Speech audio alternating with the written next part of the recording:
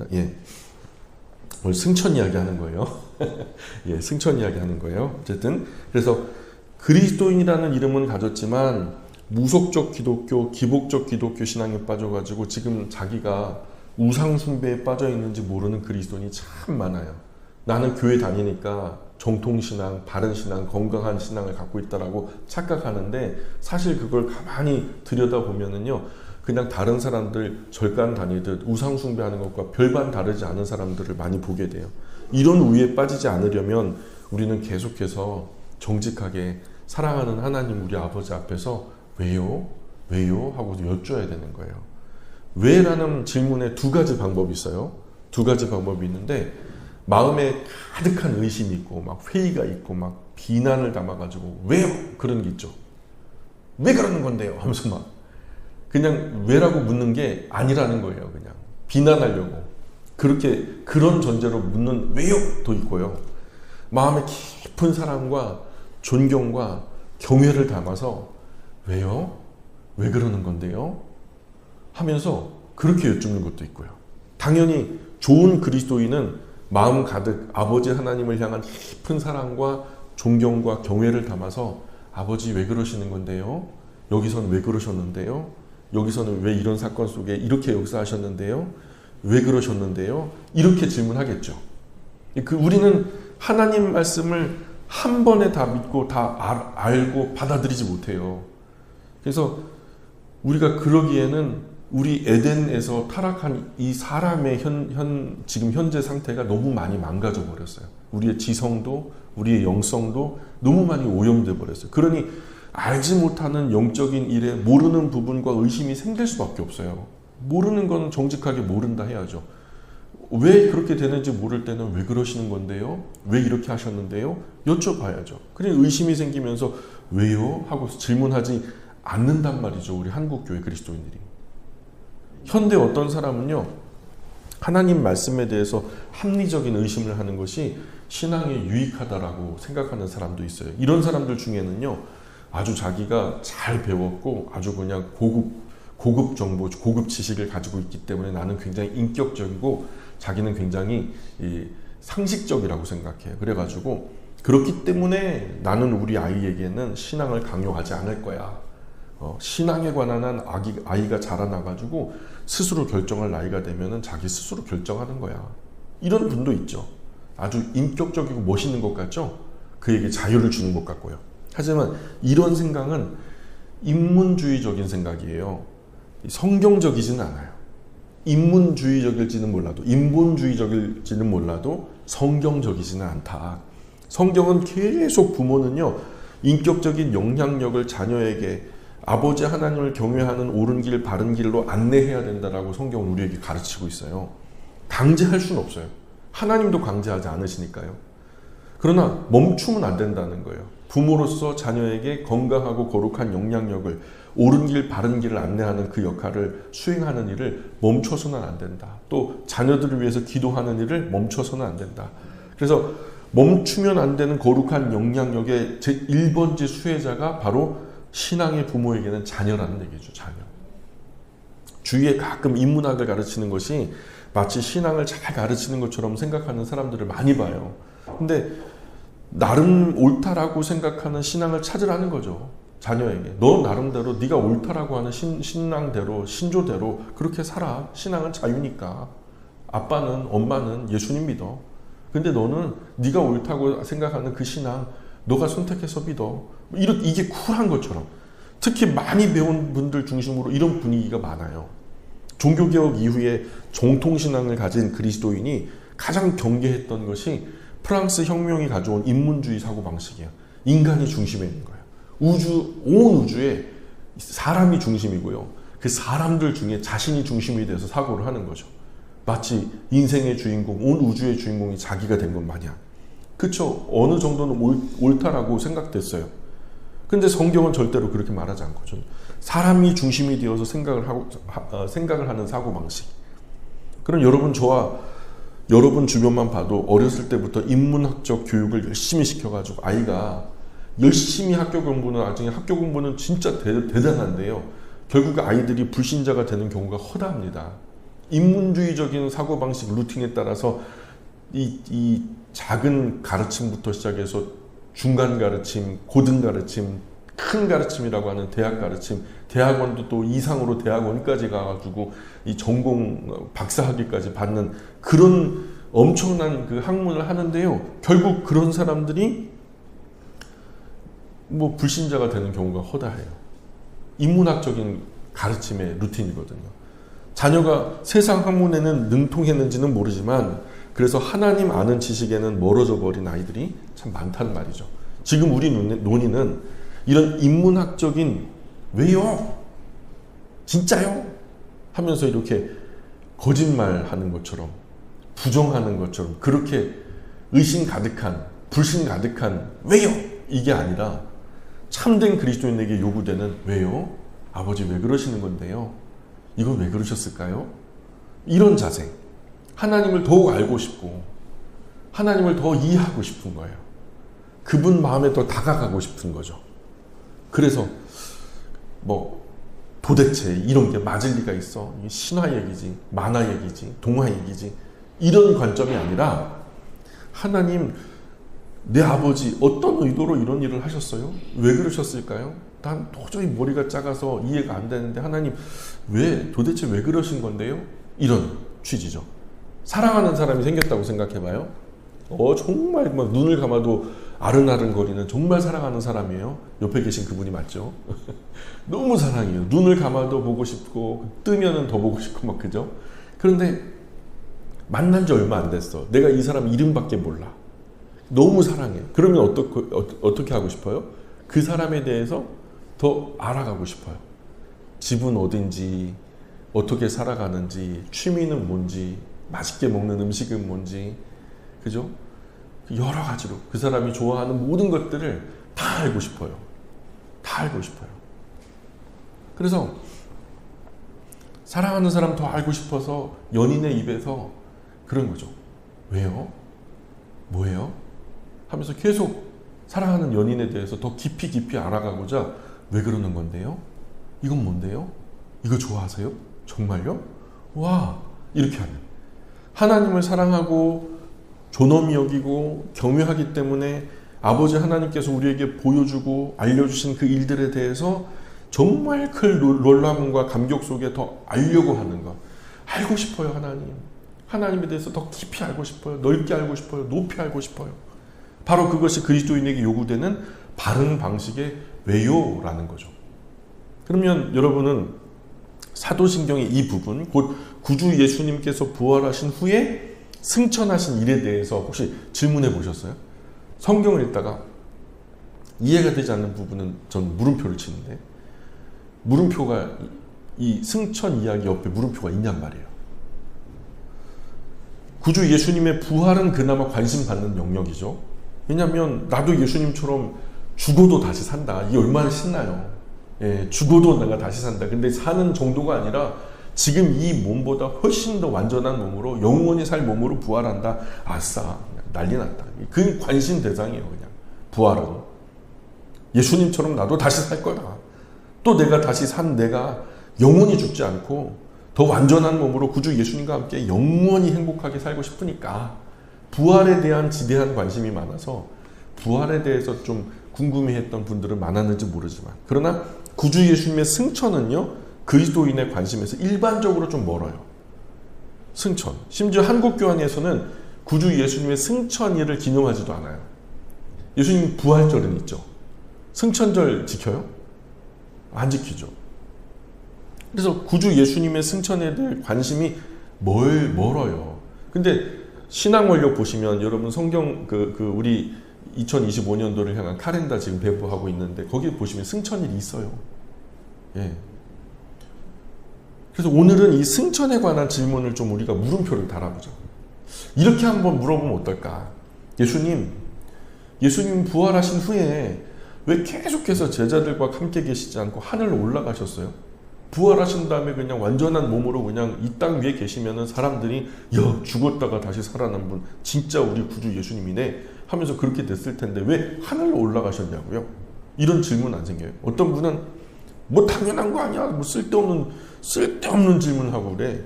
그렇다면 그런 줄 알지 뭐. 성경이 그렇다면 그런 뭘 따지고 그래. 그렇다면 아멘 하고 그러지. 이렇게 말할 분도 있을 거예요. 하지만 정말 구주 예수님께서 부활하신 후에 하늘로 올라가신 일은 정말 당연한 일일까요? 다른 데로 가셨다거나 아니면 다른 어떤 곳에 숨을 수도 있잖아요. 아직까지도 예수님을 죽이려고 하는 그렇게 제거하려고 하는 대상들이 아직 살아있잖아요. 우리 구주 예수님은 그렇게 부활하신 후에 제자들과 행복하게 오래오래 잘 살았답니다 하면서 이제 동화책처럼 해피엔딩으로 마무리할 수는 없었을까? 아니면 예수님 시대 거짓말쟁이들처럼 예수님이 죽지 않았다, 야 그거 그냥 부활했다라고 거짓말 치는 거다, 설 죽었다 하면서 이제 기절설을 주장하기도 하고, 거짓말쟁이들처럼. 또는 또 다른 거짓말쟁이들은요, 죽었다, 확실히 죽었다, 그런데 시체를 숨겼다, 그래가지고 부활했다라고 거짓말 치는 거다, 이런 그래서 예수님의 시신 도난설 이런 것도 있어요. 그래서 사도들이 작당 모의하고 이런 승천의 일을 거짓말로 꾸며냈다라고 그렇게 생각하시나요? 여기 앉아 계신 분들 중에서 그렇게 생각하는 분은 없을 거라고 믿어요. 예. 사도행전 첫 장에는요, 구주 예수님께서 승천하실 때 장면이 나와요. 자, 우리 읽어볼게요. 사도행전 1장 6절입니다. 시작. 그들이 모였을 때에 예수께 여쭈어 이르되 주께서 이스라엘 나라를 회복하심이 이때니까 하니. 아멘.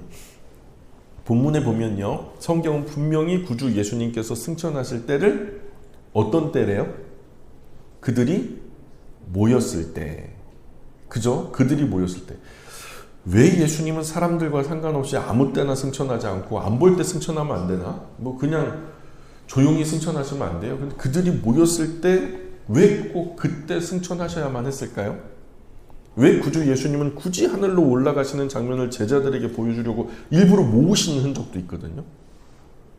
저 엠마오로 가는 제자들도 다 다시 데리고 오고. 왜 그러셨을까요? 사도행전은 분명히 구주 예수님께서 자신의 승천의 장면을 제자들에게 보여주려 하셨다라는 명확한 의도가 드러나요. 의도가 드러난다고요. 볼까요? 1장 10절도 보세요. 시작.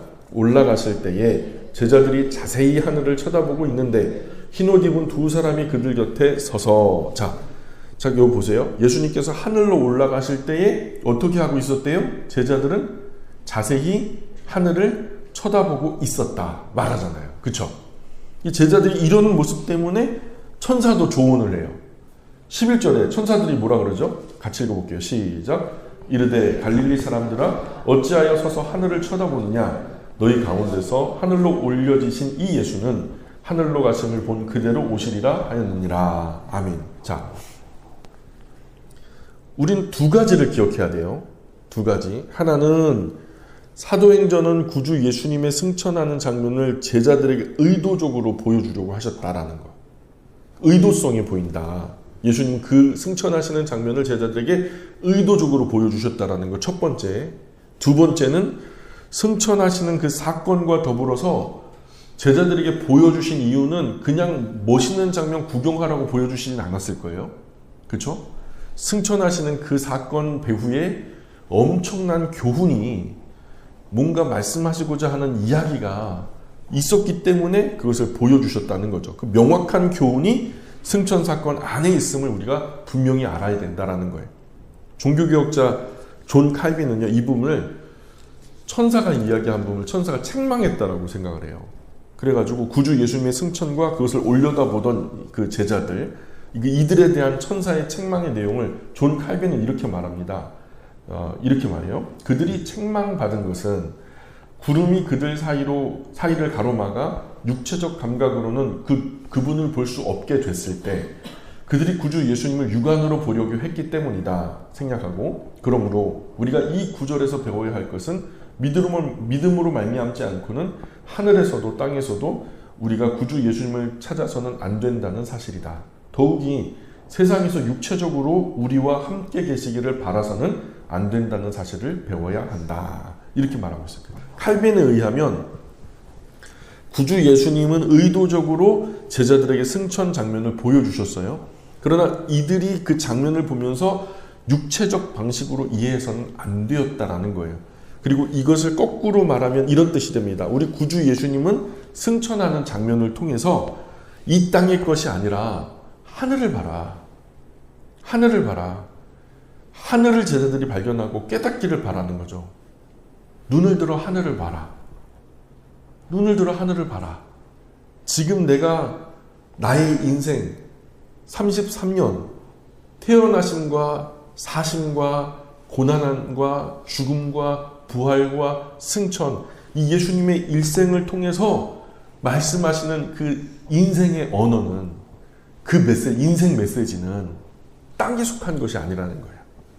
하늘 이야기다.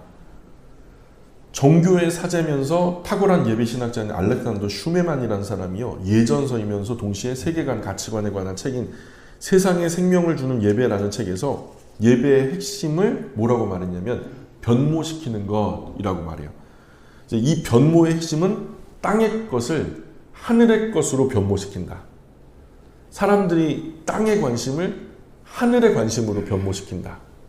이 땅의 누추한 사랑을 하늘의 사랑으로 변모시킨다. 이 땅의 유한한 것을 하늘의 영원한 것으로 변모시킨다. 이 땅에 100년 미만 살아가는 사람들을 영원히 살 사람들로 변모시킨다. 사실 그게 이제 구원이죠. 자, 그래서 슈메만은 책 앞부분에서 오늘 기독교가 두 가지 방향의 세속성을 정의해요. 이러는 우리의 이 변모성을 진리 안에서 우리가 제대로 살리는 것이 아니라 이 세상에 함몰되고 있다는 거예요.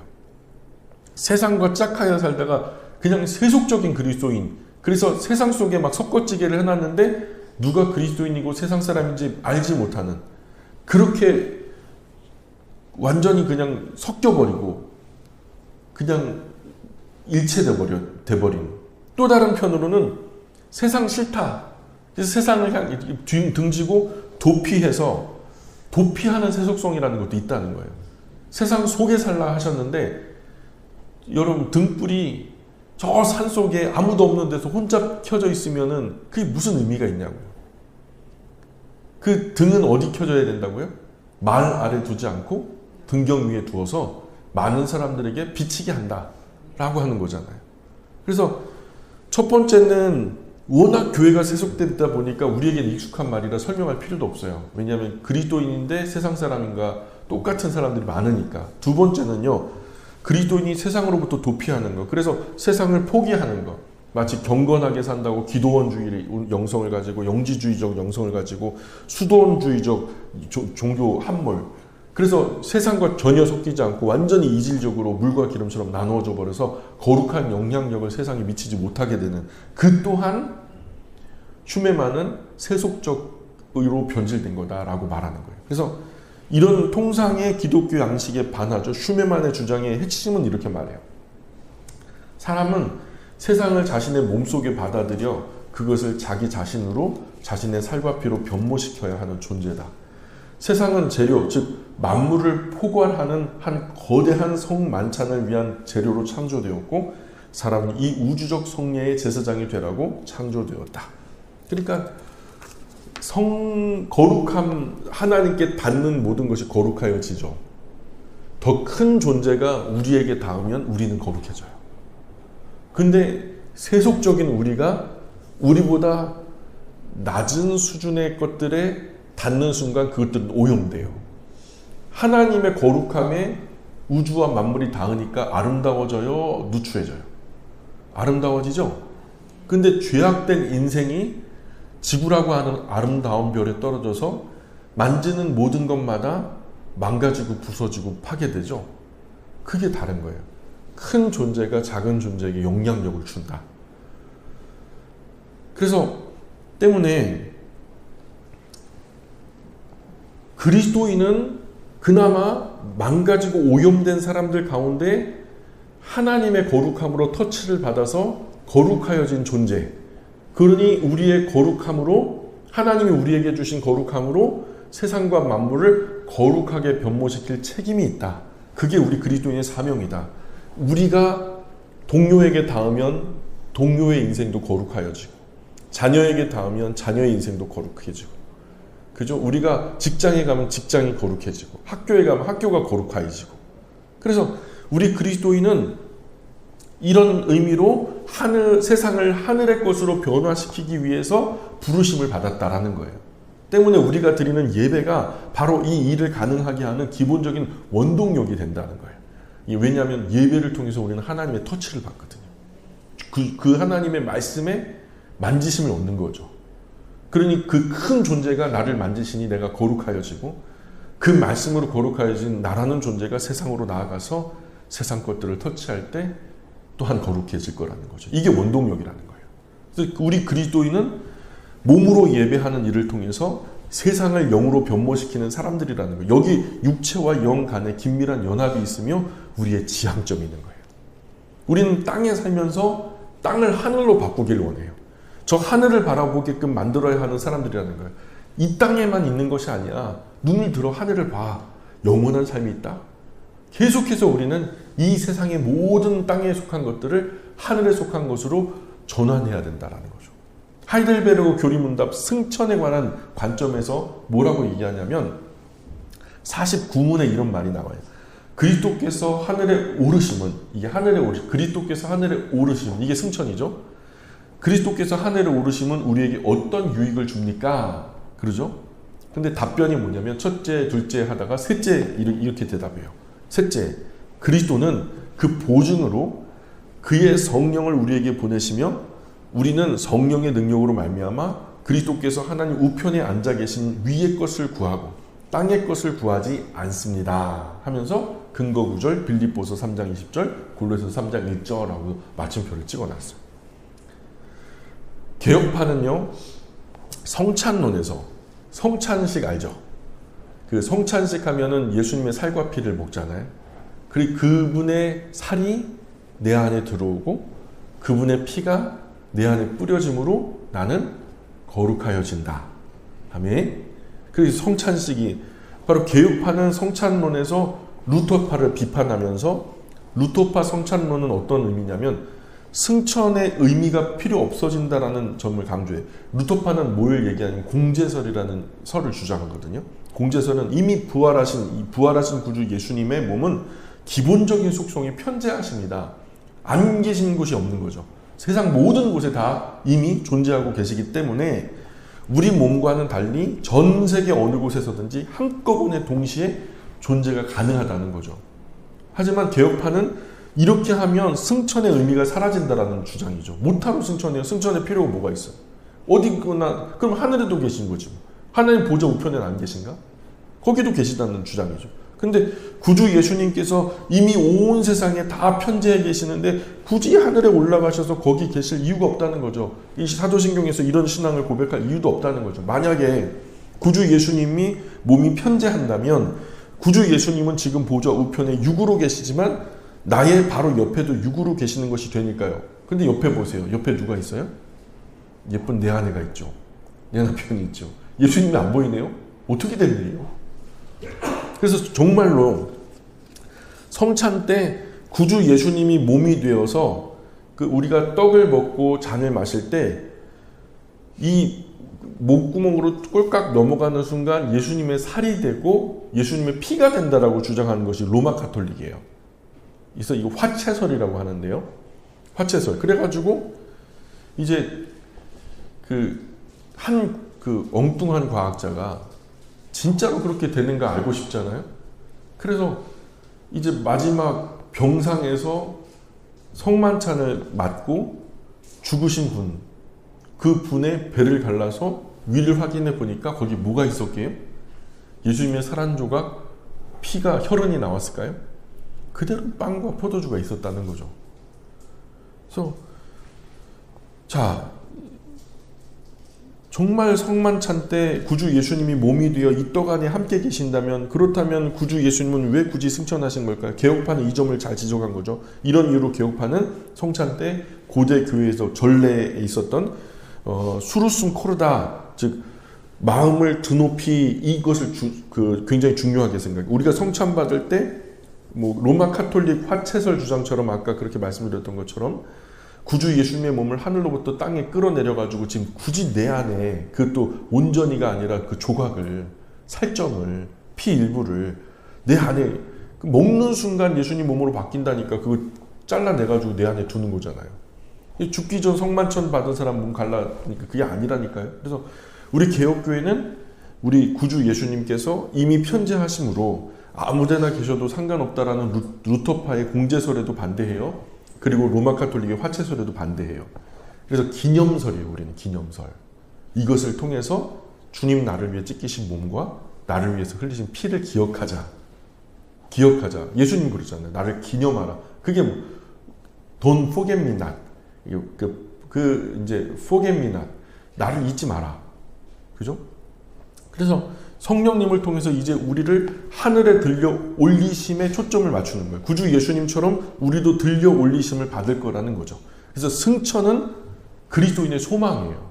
부활만큼이나 중요한 승천은요, 우리의 소망이라는 거예요. 구주 예수님은 이 땅에 오신 이유를 우리를 하늘로 들어 올리기 위함이다. 하늘로 들어 올리기 위함이다. 수사경 학자 아다나시우스도 말해요. 구주 예수님의 승천의 이유는 우리 지향점이 하늘에 있음을 보여주기 위함이다. 내가 부활한 것처럼 너희도 부활할 것이고 내가 승천한 것처럼 너희도 승천할 것이다. 이런 점에서 구주 예수님께서 승천하신 사건과 이 사건이 강조하는 정확한 교훈은 우리 역시 구주 예수님처럼 구주 예수님과 함께 하늘에 있습니다. 승천할 것이 아니라 이미 승천했습니다. 이런 주제를 성찬보다 더 잘 보여줄 수 있는 방법은 세상에 없다는 거죠.